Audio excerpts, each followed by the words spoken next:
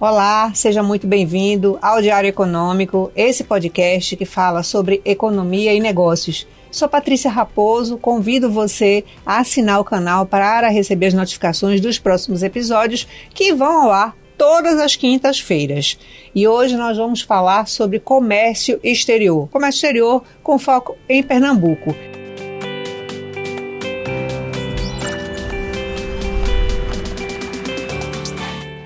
E quem está aqui comigo para falar sobre esse assunto é o Maurício Laranjeira, que é presidente e CEO da Continente Consultoria Empresarial e presidente do Comitê de Internacionalização do LID Pernambuco. Maurício, seja muito bem-vindo. Obrigado, Patrícia. Satisfação estar aqui com vocês e falando nesse podcast.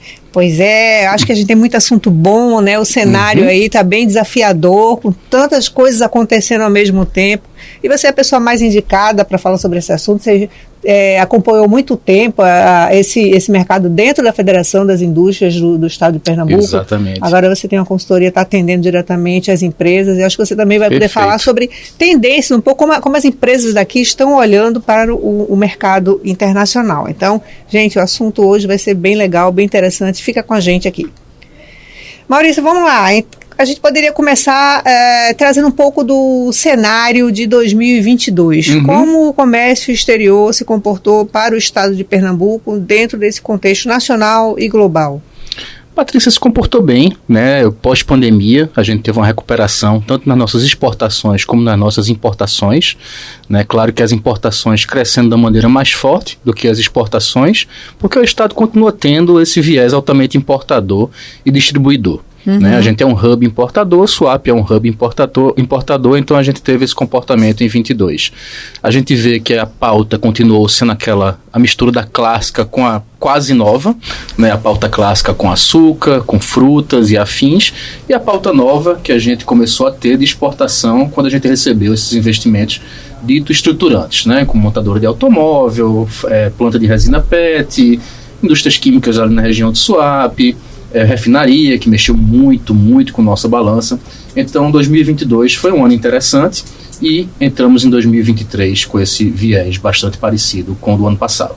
Aqui no começo do ano a gente está tendo umas pequenas quedas em alguns setores específicos, né? A gente nos 2 primeiros meses do ano teve queda na exportação de fuel oil, né, do bunker para navios com destino a Singapura, e teve também queda na exportação de automóveis. Isso aí a gente está vendo no noticiário todo dia, a condição desfavorável para montadoras de automóvel, né, com relação a peças e afins, e até mesmo com relação à compra. E vai repercutir, né, porque agora as montadoras suspenderam produção, então isso é uma coisa que vai ter um rebatimento aí nos próximos meses, né? Com certeza a gente vai ver então a pior ainda, né, nesses números. Eu acredito que não só de exportação, porque o estado não é só exportador de automóvel, ele também é importador. Mas como o mercado doméstico está muito retraído para a compra de automóvel devido ao poder aquisitivo das famílias, juros altos, falta de financiamento, então a gente deve ver também uma diminuição na importação. O que chamou a atenção na pauta de exportação de Pernambuco no ano passado? O que você destacaria mais? Além do fuel oil, o óleo bunker, o que é que te chama a atenção? Que mudanças você percebe? Houve algum número assim expressivo? Patrícia, é uma mudança que a gente vê que está sendo gradual, né? Como eu te falei, desde a chegada desses investimentos. A gente, desde a chegada desses investimentos, não tem nenhum grande sulavanco na nossa balança comercial. Ela segue, né, surfando com essa mistura das pautas e tentando trazer novos produtos para dentro, né? A gente vê um interesse maior de alguns segmentos industriais na exportação, mas uma coisa ainda muito tímida, né? Porque a gente sabe que Pernambuco ele se fechou muito para olhar para fora nesses últimos anos, né? A gente viu que as exportações do estado decolaram devido aos investimentos que vieram de fora e não os investimentos 100% pernambucanos. Que a pauta clássica era açúcar? Açúcar, frutas, né? Frutas, manga, açúcar. Uva, né? Uma participação muito forte desses produtos, a gente com uma exportação muito fraca, né? E a gente começou então com força com fuel oil, com nafta, com coque de petróleo, derivados de petróleo aí fortemente produzidos pela refinaria. Que são, eles lideram a pauta, né? São os produtos que lideram a pauta, né? Exatamente. Quando a gente vê ali os 10 produtos mais exportados, com certeza 4 ou 5 vão estar com derivados de petróleo. A gente tem automóveis com 2 ou 3 tipos, porque dependendo da potência do motor, muda o código do carro, né, do NCM, do produto que é exportado. E a gente vê também o açúcar, que ainda atua fortemente, principalmente esse ano. O açúcar está com bons números esse ano. As frutas e produtos químicos, resina PET e etc. Me chamou a atenção essa questão dos carros. Agora você explicou, quer dizer que dependendo do ICMS, a gente vai ver ele mais uma vez aparecendo ali na pauta, né? Exatamente, ele muda do ICM até quando ele for entrar no país de destino, né? Então quando ele for entrar aqui, ele ser taxado de acordo com a cilindrada.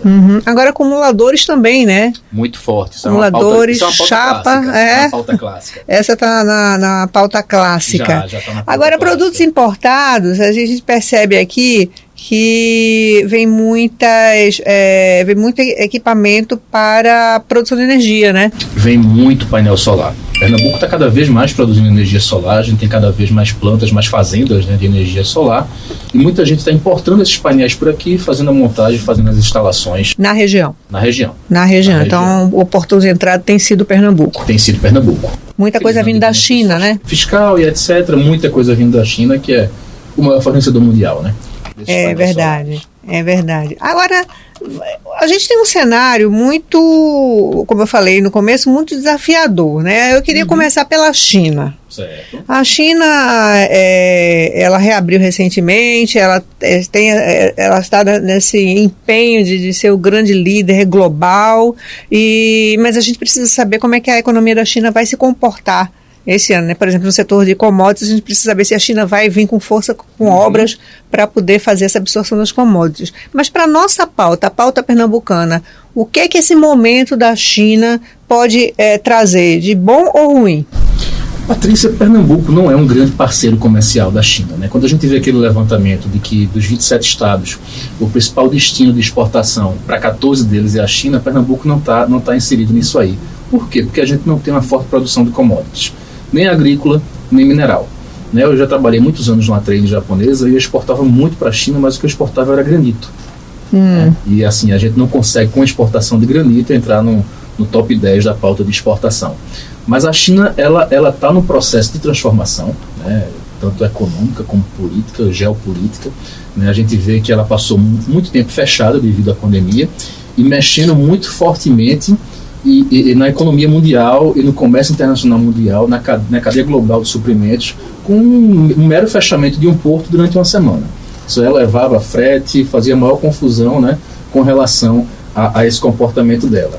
E com relação às importações para o Estado importa muita coisa da China, tá? Mas eu não vejo que vá ter assim uma influência muito grande de diminuição ou de acréscimo, porque realmente é uma pauta também um pouco tradicional. Tem os painéis solares, tem alguns produtos químicos, tem muito insumo para a indústria e tem muitas compras regulares, até mesmo de atacadistas, de varejistas que importam da China para vender para os seus clientes finais. A pauta de exportação de Pernambuco para a China é bem tímida. Como é que isso poderia mudar? A gente precisa de um trabalho, né, que os players, né, envolvidos aí nessa questão de exportação, né, governo, privado, né, entidades tipo FIEP, etc., poderiam trabalhar para identificar novas oportunidades de exportação para a China, com produtos com mais valor agregado, e aumentar também essa pauta. A gente sabe que a China é um grande importador de tudo que existe no mundo. Por exemplo, a gente tem uma indústria alimentícia bem desenvolvida. A gente poderia analisar como a indústria alimentícia pernambucana poderia, então, se tornar um fornecedor para a China. Apesar do transit time, dos navios e etc., poderia ser feito um trabalho mais cuidadoso, né? Até mesmo aproveitando que a gente tem aqui em Recife o consulado chinês. Exato. Né? Que pode estreitar consulado geral, né? Exatamente. Agora, eu imaginava que o setor avícola tivesse uma relação mais forte, né, com a China. Sim. Não é tão forte, né? Não é. As exportações do setor avícola, né, para a China são pequenas, alguma coisa para Hong Kong, etc., pontualmente, mas não é nada que já realmente chama muita atenção na pauta. Pois é, e Pernambuco é um forte produtor avícola, mas não exporta para a China. Está perdendo oportunidade, né? Sabe, Patrícia, o empresário ainda tem um certo medo de se aventurar lá fora, né? Ainda mais numa indústria tradicional, né? Num setor tradicional, não indústria, né? No setor tradicional feito esse. Então era preciso capacitar esse pessoal para realmente poder atender as exigências, né, fitossanitárias e etc. da China, para poder exportar, que é uma coisa com mais valor agregado, né? Seria interessante, que é um setor que gera muito emprego, seria uma receita em dólar para o setor, né? Verdade. Ou seja, teria muita coisa interessante para preparar esse pessoal para olhar para a China como o mercado consumidor e não só o mercado doméstico. Que outros setores poderiam estar exportando para a China, que você identifica aqui na economia pernambucana? Como eu te falei, eu acho que alimentos tem um potencial bom. A gente vê que a refinaria Abreu e Lima está começando a olhar para a China com mais cuidado. A gente está exportando coque de petróleo para lá no volume mais significativo já esse ano, né? E a gente deveria, na minha opinião, correr um pouco das commodities que a gente não tem, a não ser as industriais que sejam interessantes, e tentar exportar para lá produtos industrializados, bem acabados, com um valor agregado um pouco maior, para a gente poder melhorar a nossa pauta de exportação e nossos valores exportados. O mercado é muito grande. Para reduzir esse déficit aí que é histórico na balança comercial, né? Exatamente. Pois é. Agora, tem uma outra coisa que também pode mexer muito, né, com as exportações pernambucanas, acredito, que seja a guerra na Ucrânia. Sim. De que forma essa guerra afeta o comércio exterior, né, do Estado? Essa guerra afeta o comércio exterior com o entrave, né, o bloqueio de alguns portos, principalmente no começo dela, né, um receio de se trabalhar naquela região, né, com o aumento de petróleo. Isso aí aumenta o valor do frete, isso é prejudicial para todo mundo, tanto em importação como exportação. Mas a relação comercial de Pernambuco com Rússia e Ucrânia não é das mais fortes. Né? Com Ucrânia... É um efeito indireto. É um efeito indireto, a gente não tem um efeito direto. Né? Se bem que esse ano a gente exportou alguma coisa da Rússia já de combustível, derivado de petróleo e fertilizante. Então a gente continua fazendo essa transação, mas é um valor pequeno. Se eu não me engano, no mês de fevereiro a Rússia foi a 8ª origem dos nossos produtos importados. Né? Mas assim, não é um efeito tão direto devido às características da balança comercial do Estado. Entendi. Outro ponto é a estabilidade econômica global. Além de guerra, além do efeito China, essa instabilidade agora com bancos quebrando nos Estados Unidos, né? Se questiona já que o juros muito baixo levou a essa quebradeira, porque ninguém soube reagir de uma hora para outra quando os juros começaram a subir. Como é que esse cenário também pode prejudicar a nossa pauta comercial? Patrícia, os grandes problemas da nossa indústria, né, e da nossa economia é a falta de crédito. Né? A gente tem um problema. Quando o juro está muito baixo, as empresas não tinham como ir buscar esse crédito, porque não tinha, às vezes, nem o que produzir. Né? Já estavam bem travadas, bem sobrecarregadas e não tinham muito o que fazer naquele cenário pandêmico de juro muito baixo. Então os juros começaram a subir, agora estão muito altos, os bancos estão quebrando, está gerando insegurança no setor financeiro e, claro, também no setor produtivo. Infelizmente a gente tem no Brasil, e claro que em Pernambuco também, essa ideia de que crédito é ruim. Mas crédito não é ruim, um crédito bem tomado, né, bem administrado, ele vai fazer com que a empresa tenha caixa para poder produzir, para poder seguir em frente, né, com as suas vendas, com as suas importações, com as suas exportações. Então, essa crise de crédito realmente é preocupante e é uma crise muito incerta, né, porque a gente vê que um banco quebra, aí no outro dia um vai lá e compra, né, e tenta resolver, mas depois aparece um problema no outro, também muito grande. Então, se isso continuar escalonando, a gente com certeza vai ter mais problema de crédito, né, e vai prejudicar ainda mais o acesso a crédito, né, das indústrias, das empresas como um todo, e vai prejudicar o capital de giro, e a gente vai ter então mais dificuldade de correr atrás de matéria-prima, de ter financiamento para poder produzir e exportar. Né? A gente vê, por exemplo, a gente tem aqui em Pernambuco grandes indústrias que precisam de capital muito intensivo. Né? Essas grandes indústrias que fazem uma diferença grande na nossa balança comercial. Elas precisam de um capital intensivo para poder produzir, para poder continuar operando. E isso pode atrapalhar realmente a operação dessas grandes indústrias. Agora a gente está falando de um cenário externo e nós temos também um problema interno. Nossos juros muito altos, o Banco Central alega que os juros precisam estar altos porque a nossa inflação é uma inflação baseada na demanda, né? Há quem discorde, não sei se você concorda, há quem discorde, né, de uma situação de crise, assim, eu acho também que na minha opinião, é estranho, no mínimo. de custo, né? Pois é. Então, assim, é outro fator, né? A gente está falando de crédito, dentro de um cenário externo, mas o crédito também aqui dentro tá difícil, né? Você arriscar tomar crédito com juros nesse patamar... Falta confiança, né? E ainda soma o dólar. Exato. Ainda vai ter que lidar com um dólar alto, né? O dólar, eu acredito, vai ficar mais estável. Vai ter altas e baixas devido ao que o presidente falar, algum ministro falar, alguma coisa acontecer, algum acontecimento externo, mas eu acho que, a não ser que a gente tenha um maior envolvimento americano na guerra, uma maior confusão entre Estados Unidos e China, né, que a China fique ainda mais aliada da Rússia, se é possível ficar ainda mais aliada, né? A gente pode ter essa flutuação do dólar, porque o pessoal vai estar buscando uma moeda mais segura. Mas enquanto a gente tiver nesse banho-maria que o mundo está hoje, eu acho que o dólar vai ficar nesse patamar entre 5,10, 5,20, 5,30, 5,40, não vai fugir muito disso não.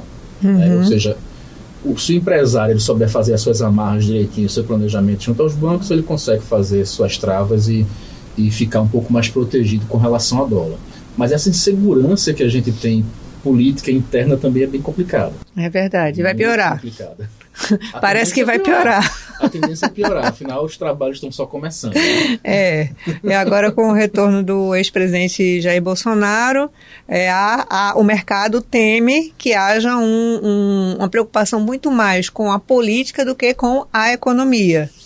Você concorda também com isso? Eu acho que vão tentar continuar a polarização, porque a polarização interessa aos dois, né? Eles precisam estar na mídia constantemente para serem lembrados, né? Eu tinha um professor de marketing que dizia que não é lembrado, não é comprado, né? E eles querem ser comprados por alguém o tempo todo. Então eu acho que eles vão continuar nesse trabalho, não só eles, né? Mas a sociedade deles também, né? Porque afinal eles se associam a figuras dos dois para serem lembrados e comprados. Mas eu acho que o empresariado e o lado político também, que quer produzir nesse país, ele precisa dar uma trava nisso aí e precisa dizer, vamos conversar feito gente grande, porque o Brasil já perdeu muito tempo com essas besteiras e a gente está ficando cada vez mais para trás, né? É verdade. É um país periférico e a gente está cada vez mais periférico, porque a gente não consegue resolver problemas que a gente tem seculares, né? Então a gente realmente tem que parar de pensar nessa arenga política, né? Não tem mais tempo para arenga. Eu ouvi isso hoje do secretário Guilherme Cavalcante. Não tem mais tempo para arenga não, vamos parar com a arenga, vamos seguir em frente, porque a economia e a população está precisando, o país precisa, né? É verdade. E essa arenga, ela já tem aí mais de uma década, né? Porque não é uma coisa recente, né? Ela vem se arrastando aí, muda os atores, mas a arenga continua, né? A arenga continua, a arenga não muda. Isso é complicado. Agora, tem um outro fator que eu acho interessante, que você pode explorar bem, que é o interesse das pequenas empresas pelo mercado internacional. Sim, tem crescido esse interesse? Tem crescido sim. Na consultoria, né, eu vejo muito esse aumento desse interesse. Muita gente procurando entender melhor, conhecer, ver se está preparado para isso. Se não estiver preparado, como faz para se preparar? Quais são os passos a seguir, quais são os estudos que tem que fazer, as análises, né, ver como é que está a sua produção. E eu vejo isso, esse interesse crescendo, Patrícia, não só em indústria, tá, mas também em serviço. A gente tem aqui no Recife o Porto Digital, o seu polo digital, empresas de TI de todos os portos, e as empresas de TI estão cada vez mais interessadas também na exportação de seus serviços. A gente tem economias que são muito pujantes, feito o Reino Unido, né, com relação à exportação de serviço financeiro, serviço de TI. Então acho que Pernambuco tem que aproveitar esse momento, que lá fora está muito aberto para contratar serviço de outros países, né, devido com a pandemia isso se tornou muito comum, né? Abriu muito mais portas. Então acho que Pernambuco tem que estar preparado, tem que ter um ambiente de negócios adequado para que essas empresas realmente possam se preparar cada vez melhor e possam seguir esse ramo de internacionalização, né, de exportação de serviços, que também é muito interessante para a economia local. Você falou que o planejamento tem que ser muito bem feito, mas além do planejamento, qual é a outra preocupação que um empresário ou uma empresária que quer exportar tem que ter com o negócio? Tem que conhecer muito bem seu negócio, ver se seu negócio está preparado para atender essas demandas externas, porque o que você vende aqui não necessariamente você vai vender lá fora. Isso é um erro muito comum de quem quer começar a exportar. Fala o seguinte: eu tenho um sucesso aqui, eu vou fazer um Ctrl+C, Ctrl+V e vou vendê-la para fora. E não é assim. Não é assim, né? Tem que ver a legislação, as certificações, o gosto do consumidor, o hábito, a cultura, né? Realmente tem que fazer essa adaptação do produto ou serviço lá para fora. Então tem que fazer uma pesquisa prévia de mercado, né? Uma análise. Você tem que ver para que mercado você pode ir. Você não vai dizer assim, Argentina, eu vou para Argentina. Por que você vai para Argentina? Quais são os motivos? Tem mercado lá para você? Você conseguiu fazer essa análise? Eu quero morar em Portugal, eu vou exportar para Portugal. Será que já parou para pensar que Portugal, do tamanho de Pernambuco, tanto geograficamente como de população, Portugal vai conseguir abraçar essa quantidade toda de produto brasileiro, de serviço brasileiro? Você vai ter o retorno que você espera, né? O retorno no investimento que você vai fazer. Estados Unidos, que é um mercado gigante. Você já analisou as exigências do mercado norte-americano para poder adaptar teu produto e serviço para poder entrar lá? Então é preciso pensar muito seriamente nisso aí, analisar com muito cuidado para poder seguir em frente. Mas é totalmente possível. Agora, hoje, atualmente, essas empresas que lhe procuram, querendo exportar, a maioria está direcionando esses produtos para que mercado? A gente tem Europa e Estados Unidos. São os principais mercados. E que tipo de produtos se exporta mais? Estou falando desse contingente aí, né? Sim, a gente tem a questão do software, a gente tem a questão de cosmético, de bebidas, de alimentos. Está bem diversificado. Material de construção. Também. Está bem diversificado. Bem interessante. E tudo empresas pequenas e médias. As grandes conseguem fazer isso aí já quase que sozinhas, né? Realmente precisam de algum suporte ou consultoria. Mas as pequenas e médias estão realmente muito mais ligadas, né? Acesas, curiosas para isso aí. E estão seguindo bem direitinho. Estão pegando seus planejamentos, fazendo suas análises e indo com gosto de gás. Quanto tempo uma empresa leva entre o primeiro passo até efetivar o envio da primeira remessa? Depende muito de como tiver a situação aqui. Né? Por exemplo, uma empresa de cosmético, dependendo do mercado, ela vai ter um pouco mais de dificuldade. Se ela quiser exportar para a Argentina amanhã, ela já pode exportar para a Argentina amanhã. Porque a legislação do Argentina é muito parecida com a brasileira, que elas seguem uma base da legislação do Mercosul. Não existe uma legislação única para o Mercosul, não existe um guia, digamos assim, e cada país coloca suas leis de acordo com, né, suas regulações de acordo com essa base. Agora, se for para a Europa, aí já são outros 500, porque a legislação brasileira, a regulação brasileira é bem diferente da europeia, então ela vai ter muito mais tempo para poder certificar. E por tempo quer dizer burocracia. Preparar a documentação, as fichas do produto, fazer as análises da composição para poder chegar até lá.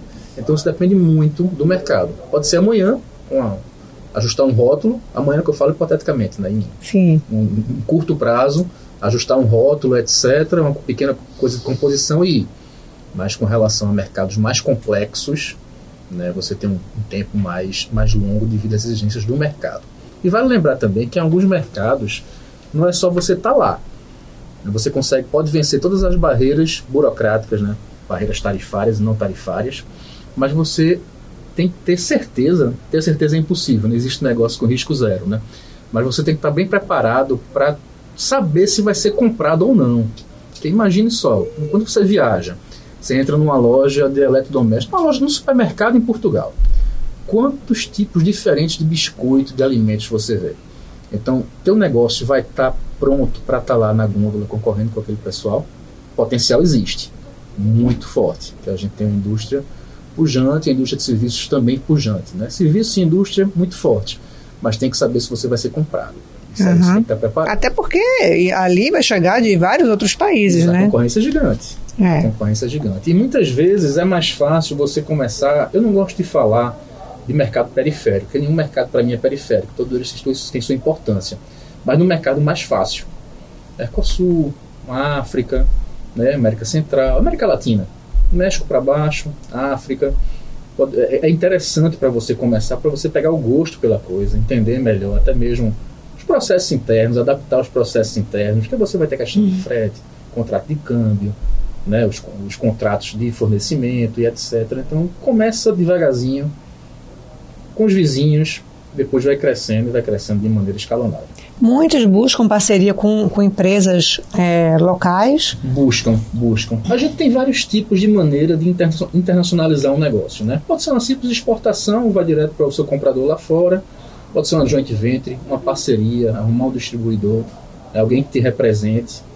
Tem vários tipos e muitos buscam parcerias com locais, porque o local já conhece a cultura, né? Pois é, como um fabricante de um produto, digamos, um doce nordestino, uma coisa típica do Nordeste, ele consegue saber se esse produto seria aceito lá. Ele parte para fazer algum tipo de degustação, ele vai na confiança, ele busca um parceiro, é um produto exótico, chama atenção, sim. Né? Chama atenção, mas é como você falou, pode ser que não caia no gosto, compre um aqui e outro ali, né? Então, assim, como é que ele pode ter uma previsibilidade de aceitação do produto dele? Mas num caso, usando esse exemplo do doce, a melhor maneira é realmente ter um distribuidor lá no destino.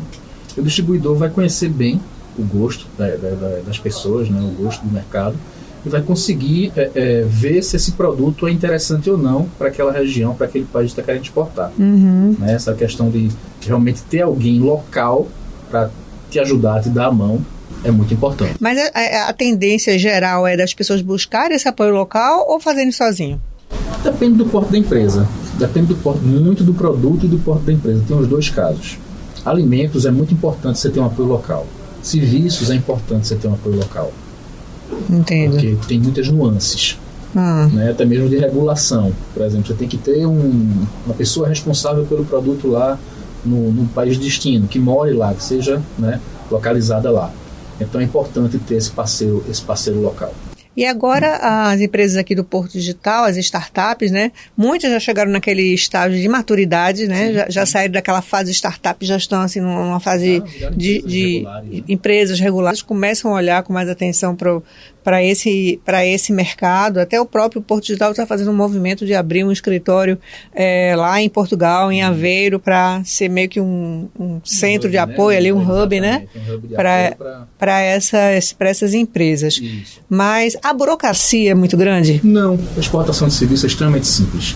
Muito, muito, muito simples. Para tudo, para vender, para receber, para pagar, né? Para mandar o serviço.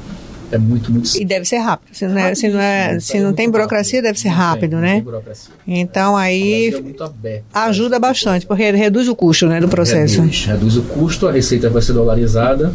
O que pega muito para a exportação de serviço é a questão de língua. Quem está fazendo o serviço, quem está produzindo o serviço. Né? Você pode ser contratado, por exemplo, uma empresa portuguesa de software vai contratar uma empresa pernambucana de software para desenvolver determinado aplicativo. Mas pode ser que o cliente final dessa empresa portuguesa nem português seja. Ou então pode ser que ele precise para a Europa como um todo. Aí a questão de língua trava bastante. Aí a gente tem concorrentes como Índia, né? A gente tem concorrente como o leste europeu, a própria Ucrânia é um grande fornecedor mundial de obra de software. Né? Então a gente tem que ter um investimento mais forte aqui em relação à língua, para que os desenvolvedores e o pessoal que atua nessa área de TI, a gente sabe que falta gente para ocupar as vagas, né?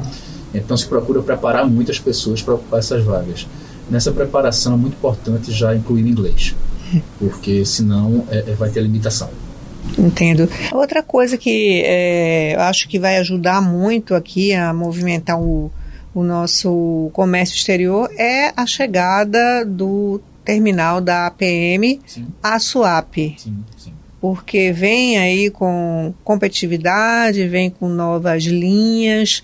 Agora, esse terminal, ele vai favorecer mais a importação ou a exportação? Patrícia, ele tendo linhas novas, de modo que SUAP seja mais conectado com outros portos ao redor do mundo, ele vai beneficiar os dois. Agora, a gente tem muito entrave de exportação por falta de canal de escoamento competitivo, de custo, né? A gente realmente, carga containerizada, a gente tem sérios problemas devido aos nossos custos altos de carga de container, tanto na Expo como na Inter. Então acho que vai beneficiar os dois, e custo mais competitivo em logística internacional é essencial para Pernambuco. A gente realmente precisa estar mais conectado, porque é muito ruim, por exemplo, você tem que mandar uma carga de alimentos daqui para a Ásia, você tem que fazer transbordo no sul do país, depois tem que fazer o transbordo na África, para depois seguir para o destino final. Então, se a gente tiver essa capacidade, né, de ser mais próximo, o cara, em vez de esperar 60 dias, vai esperar 30, a gente fica mais competitivo nos dois lados. Ô Maurício, quando a gente olha para o ranking Nordeste, nós vemos que Pernambuco ele ocupa a terceira posição entre os estados exportadores, depois da Bahia e Maranhão. Isso. No ranking das importações, ele fica só atrás da Bahia. Isso. Bahia e Maranhão, eles estão movimentando muito essa economia, Com o quê? Minérios, Maranhão minérios, mais commodities, né? A gente não tem. Grãos, e mineral. Entendi. Soja, etc., minério de ferro, e por aí vai. Pasta de madeira, né, no caso do Maranhão. Eles têm as commodities que a gente não tem. Então a gente tem que investir muito em diversificar com produtos de valor agregado para essa pauta exportadora poder aumentar e aumentar os valores. Que produtos você imagina que poderiam começar a ser trabalhados para entrar na pauta, nessa pauta desses estados? Alimentos, né? A gente tem Você já falou alimentos, né? Forte, mas de confecção. Confecção também? Confecção também. A gente consegue concorrer aí com a China? Consegue. Se a gente se organizar direitinho, a gente consegue concorrer com a China e a grande dificuldade aí também nesse setor é respeitar as normas e os padrões. Né? Tamanhos, encolhimento e etc. Eles são muito rígidos com relação a isso aí. Né? Estados Unidos e Europa e até mesmo a América Latina já tem alguns países que têm uma padronização muito mais forte do que a nossa. Então é importante ter um trabalho desse de apoio, né, com as entidades representativas e afins, para que tenha, né, uma padronização mais forte, um respeito a essa questão da padronização, para que a gente possa ser mais competitivo lá fora. E a gente vê um comércio muito forte de roupas no e-commerce. Então, assim, hoje você compra muita gente comprando, vem de todo canto, né? Com essa padronização que você está falando, que a pessoa precisa saber que aquilo vai caber nela, Exatamente. Né? Porque senão é um problema. Tem que ser um M independente da marca. Né? E alguns colocam, inclusive, a medida, né? Tem que ter medida lá para você não restar dúvida. E não só a roupa, né? Mas a roupa para você usar, mas roupa de cama, por exemplo, também tem aquele padrão, uma cortina, um tapete também precisa ter tudo isso aí. Uma pessoa que produza, mas não tem um comércio físico, ela pode partir para esse tipo de exportação com facilidade? Ela pode... o que ela precisa fazer? Como ela pode se preparar para entrar nesse mercado do comércio online e vender para fora? Porque ela não deixa de estar exportando, né? Sim, está exportando. A exportação mais miudinha, né? Mas não deixa de estar exportando. Hoje em dia tem alguns caminhos mais fáceis, né? Tem o Exporta Fácil dos Correios, que funciona, né? Apesar de ser dos Correios, tem essa... Com menos burocracia. É colocar na caixinha e mandar. Exatamente. Mas ela precisa estar credenciada para fazer esse tipo de operação? Ela precisa ter Tem tudo no sistema do Exporta Fácil.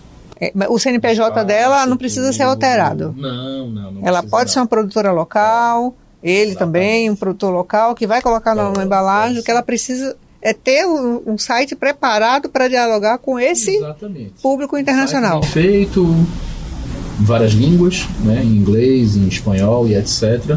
Ter a questão logística bem resolvida, né, e seguir em frente. Essa questão logística é um detalhe, né, mas às vezes ela pode... É muito importante. Complicar o comércio, principalmente nessas pequenas, esses varejos pequenos, né? Exatamente, e até mesmo porque algumas negociações têm prazo de entrega, né? Se você não respeitar os contratos, você deixa de ser competitivo, deixa de ser interessante. Então é muito importante ter o estudo logístico muito bem feito. O Pernambuco é muito bom nisso. A gente tem bons players, né, para fazer esse tipo de serviço. Mas é essencial, desde o pequeno, né, ver que modo ele vai mandar, ele vai utilizar um FedEx, DHL, ele vai fazer um Exporta Fácil. Todos eles têm capacidade de ajudar na exportação. Tá? Eles têm um serviço completo, como costumo falar de one-stop shop, né? Compra tudo num lugar só.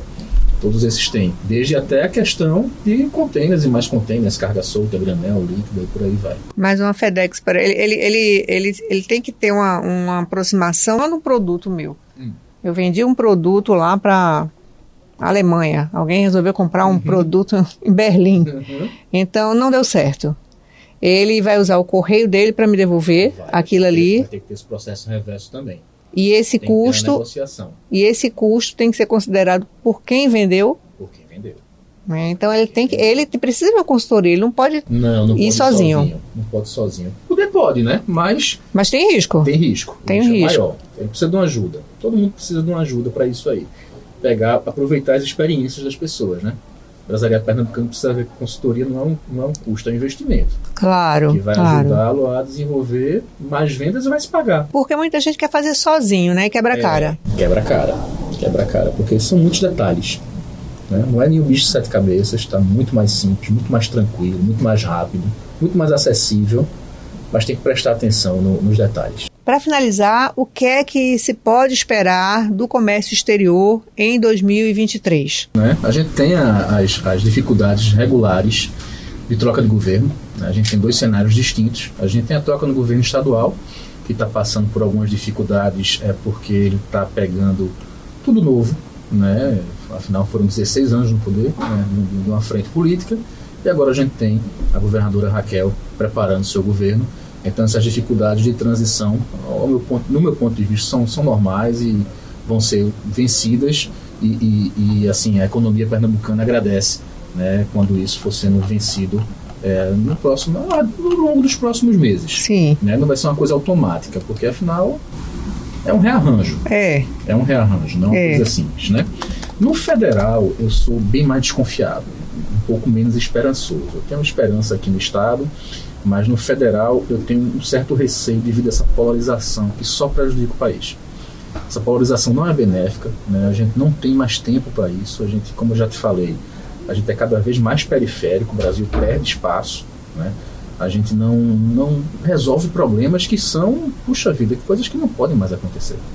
Reforma tributária espera 25 anos. Exatamente. Para ser feita. Veja, Patrícia, um assunto que envolve a esfera federal, que é a ferrovia transnordestina. Né? As coisas mal feitas e tudo isso que está envolvendo uma coisa que foi planejada na época do Império. Pois é. E a gente continua tendo esse problema. E dessa maneira que a gente está vendo essa passagem de bastão, não teve uma passagem de bastão, né?